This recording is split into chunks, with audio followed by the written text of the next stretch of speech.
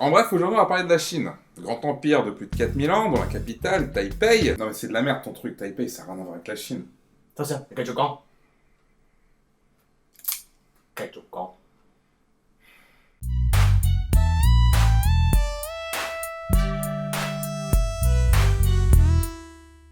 Au début du XXe siècle, la Chine était un empire avec environ 4000 ans d'histoire. Mais bon, toutes les bonnes choses ont une fin. Au moment où commence notre schmilblick, c'est la dynastie Qing qui est au pouvoir. Et voilà, ça fait quelques années que ça va pas trop fort pour eux. Comme on l'a déjà vu dans un épisode précédent, ils ont déjà pris assez cher avec l'armée japonaise. Ils se font aussi pas mal tataner par les occidentaux, et qui veulent pas faire de commerce à la base. Et bon, comme on l'a déjà eu pour le Japon, avec des canons, on devient très vite convaincant. Et ils perdent aussi pas mal de territoires, comme Hong Kong, Taïwan ou une partie de la Corée. En face, de plus en plus de mouvements se mettent en place pour renverser le gouvernement impérial. Ce dernier essaye de minimiser les dégâts en tentant de mettre en place un genre de monarchie constitutionnelle. Mais c'est déjà trop tard, le peuple est déjà saoulé. Et c'est au milieu de tout ce sbeul qu'en 1912, l'empereur abdique. Et Sun Yat-sen est élu comme premier président de la République démocratique de Chine. Et en profite pour fonder le Kuomintang, ou Parti nationaliste en français. Pendant environ 30 ans, le nouveau gouvernement bosse dur pour essayer de moderniser la Chine, faire avancer le droit des femmes, renouveler les lois, essayer de se calquer un peu plus sur le modèle occidental, quoi. Et en 1925, Sun Yat-sen meurt.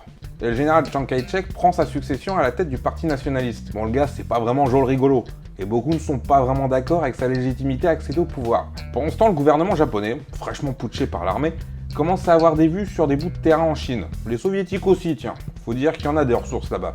Puis le RSS se pâme de répandre le communisme partout.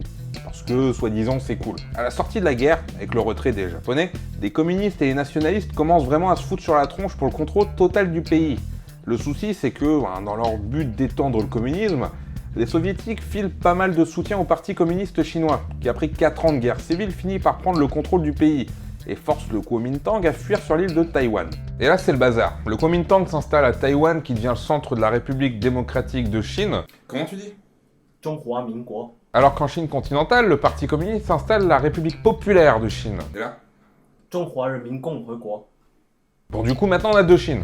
Bon, ce qui est marrant, c'est que les deux se réclament être la seule vraie Chine, et ignorent plus ou moins l'autre.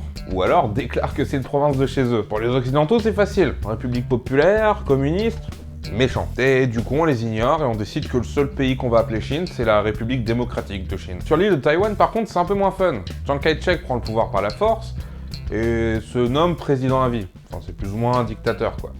Il passe la loi martiale et commence à chasser tous les communistes de l'île aussi, tant qu'à faire. Et ça sera plus ou moins comme ça jusqu'à sa mort. Bon, en 1978, son fils Chiang Ching-kuo lui succède et entame la démocratisation du pays.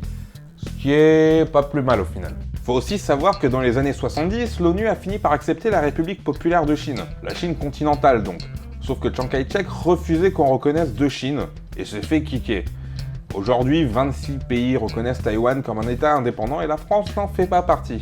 Pour les autres, ce n'est qu'une province chinoise, au même titre que Hong Kong ou Canton. Mais de son côté, le gouvernement local continue de s'appeler République démocratique de Chine, et se reconnaît comme seule et unique Chine. Du coup, quand vous voyez marqué Made in Taiwan sur un truc, légalement, c'est comme s'il y avait marqué Made in China. 喂，你講咩啊你？ Il veut quoi, lui? Y a personne qui comprend quand tu parles. En plus, sérieusement, c'est ouf comme situation. Le pire, c'est que c'est ultra tendu entre les deux.